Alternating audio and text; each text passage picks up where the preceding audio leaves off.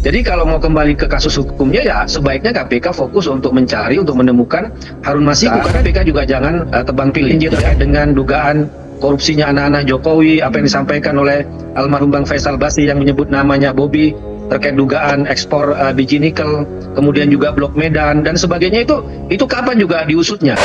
Assalamualaikum guys, kembali lagi di channel Jurnal Terupdate. Sangat mengejutkan ketika Hasto mau ditangkap, manuver kader PDIP Guntur Romli sangat mengejutkan. Guntur Romli mempertanyakan KPK kapan mengusut laporan dugaan korupsi anak-anak Pak Jokowi dan Blok Medan. Jadi tak perlu berlama-lama, langsung saja kita simak bersama video ini guys. Bismillah.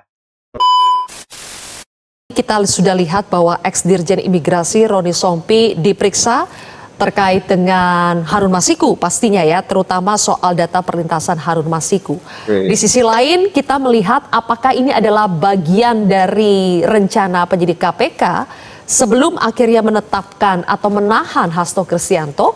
Sambil menunggu kapan penahanannya, dilengkapi dulu bukti-buktinya dengan melakukan sejumlah pemanggilan sebelumnya kepada mantan komisioner KPU, kemudian juga hari ini kepada Roni Sompi. Apakah ini bagian, Anda membaca bagian dari strategi penyidik KPK sebelum akhirnya menahan Hasto Kristianto?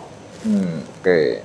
Ya, jadi yang perlu saya sampaikan adalah yang pertama, salah satu hal yang menarik dari kasus Pak Hasto Kristianto ini adalah soal penerapan pasal 21 Undang-Undang Tindak Pidana Korupsi.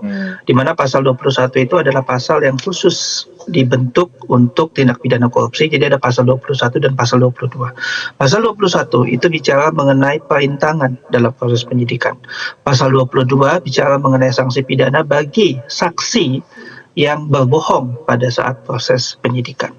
Nah, kalau kita melihat dari konstruksi pasal 21 itu, saya melihat bahwa pemeriksaan Pak Roni Sompi hari ini itu sangat terkait dengan pembuktian klausul perintangannya yang ada di pasal 21 Undang-Undang Tindak Pidana Korupsi tersebut.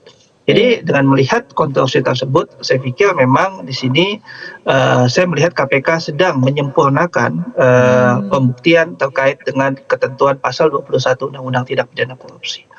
Dan kalau bicara mengenai penahanan, saya melihat bahwa kita bisa merujuk pada KUHP pasal 21 juga. Di KUHP itu bicara mengenai alasan subjektif dan objektif dari proses penahanan.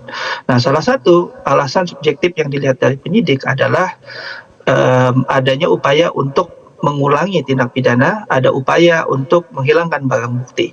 Nah, selain ketakutan akan melarikan diri. Nah, dari klausul ini saya melihat memang kalau melihat apa yang dituduhkan kepada Pak Hasto Kristianto, penahanan dan bahkan penangkapan itu menjadi salah satu yang memiliki urgensi yang cukup perlu diperhatikan.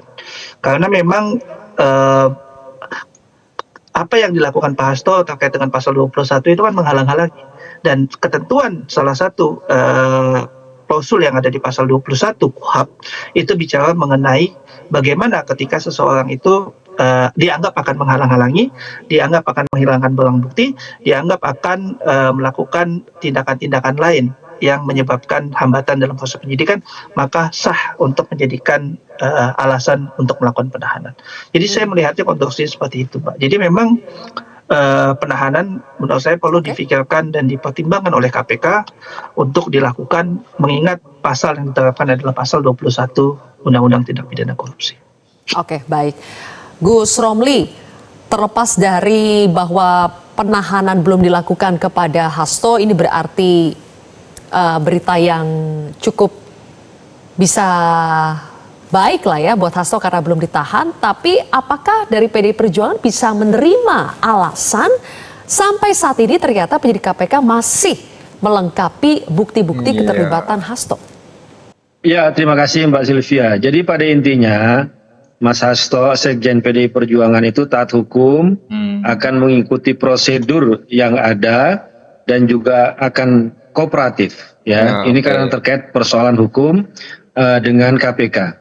Cuma tadi kalau saya menyimak apa yang disampaikan oleh Pak Roni Sompi itu kan dia menyampaikan bahwa sebenarnya tidak ada keterangan yang baru dia sampaikan. Itu sama seperti waktu dulu juga menyampaikan kepada KPK. Jadi bagi kami, ya publik juga bisa menilai kalau semua keterangan orang-orang yang dipanggil KPK bahwa itu sama dengan yang dulu diulang-ulang ya, kayak kaset rusak ya, isinya juga sama itu kan. Kami melihat bahwa ya mungkin masih melihat bahwa ada persoalan dengan masalah pembuktian di sini, masalah bukti dan lain sebagainya. Karena bagi kami persoalan hukum dari kasus ini kan sudah selesai. Ya ini kan persoalan suap antara Wahyu Setiawan dengan Harun Masiku dengan Wahyu Setiawan. Ya. Persidangannya sudah ada, sudah selesai pengadilannya. Bahkan dari beberapa orang yang sudah dihukum sudah dibebaskan dan juga persidangannya juga yang lain. Jadi tidak ada itu Mbak. Yang namanya jadi pertimbangan disampaikan Ketua KPK waktu saat penetapan tersangka Mas Hasto itu muncul di pengadilan itu nggak ada. Jadi kalau kita mau kembali kepada kasus hukumnya ya menurut kami yang nggak ada itu namanya bukti-bukti baru untuk menjerat Mas Hasto itu nggak ada karena semua tuduhan-tuduhan ya cerita-cerita dan sebagainya itu sudah tidak pernah didengarkan, tidak pernah terbukti di pengadilan sebelumnya. Sudah ada 3 orang yang sudah dituduh ya dengan persoalan kasus ini. Jadi kalau mau kembali ke kasus hukumnya ya sebaiknya KPK fokus untuk mencari, untuk menemukan Harun Masiku karena di situ adalah kasus hukumnya. Kemudian juga kami minta KPK juga jangan tebang pilih ya. Jangan hanya agresif kepada mengkriminalkan Sekjen PDI Perjuangan, tapi kasus-kasus yang lain, laporannya Ubedillah Badrun ya, yang dosen UNJ terkait dengan dugaan korupsinya anak-anak Jokowi, apa yang disampaikan oleh almarhum Bang Faisal Basri yang menyebut namanya Bobby terkait dugaan ekspor biji nikel, kemudian juga Blok Medan dan sebagainya itu kapan juga diusutnya.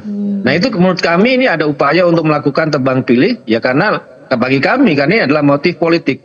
Kemudian soal penahanan, kalau saya membaca-baca di sini Mbak ya, itu ada 40 lebih orang yang sudah menjadi tersangka KPK sampai sekarang itu tidak ditahan. Jadi kalau tiba-tiba ya KPK sedemikian agresif mau menahan Sekjen PDI Perjuangan, kami juga bisa mengatakan ini semakin kuat upaya kriminalisasi dan pesanan politik. 40 lebih itu orang tersangka KPK selama ini juga belum ditahan, kok tiba-tiba sangat agresif untuk menahan Sekjen PDI Perjuangan. Jadi siapa yang memesan? Jadi kami bisa mempertanyakan ya terkait masalah ini, apalagi masih ada kaitan antara komisioner KPK ini dengan era yang disebut dengan edisi Ketua KPK era Jokowi. Jadi bagi kami ini akan lebih kuat soal motif politiknya daripada kasus hukum. Ya kalau mau kembali ke fakta-fakta hukum pada hasil dari pengadilan dan sebagainya, nggak ada yang namanya bukti-bukti baru, nggak ada keterangan baru yang disampaikan oleh saksi-saksi tadi.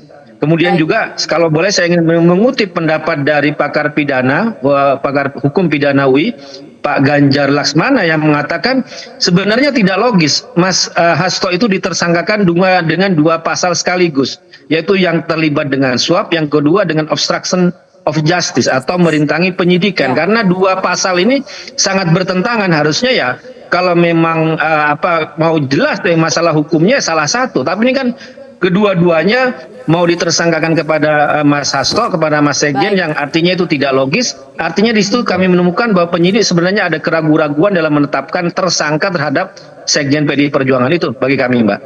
Oke, jadi Guntur Romli menilai memang bahwa KPK itu kelihatan tebang pilih dalam kasus Hasto ini. Hasto Kristianto sebagai Sekjen PDI Perjuangan adalah bukan pejabat publik atau negara, dan mungkin tidak ada kerugian negara dalam kasus yang dituduhkannya ini, guys. Sehingga Guntur Romli mempertanyakan kasus-kasus lain yang merugikan negara, misalnya laporan dugaan korupsi anak-anak Pak Jokowi dan juga Blok Medan dan lain-lain, itu kapan akan diusut juga, guys. Karena sudah ada 40 orang lebih yang sudah menjadi tersangka KPK tapi tidak ditahan. Kok sekarang tiba-tiba mau agresif nahan Pak Hasto? Di siapa ini yang memesan, ujar Guntur Romli tadi, guys. Sehingga dia merasa geram atas tindakan hukum yang seperti ini yang dinilai tebang pilih. Jadi mungkin itu yang bisa saya jelaskan untuk video kali ini. Bagaimana menurut kalian soal video ini? Tulis komentar di bawah ini ya, guys. Saya izin pamit dulu. Assalamualaikum warahmatullahi wabarakatuh.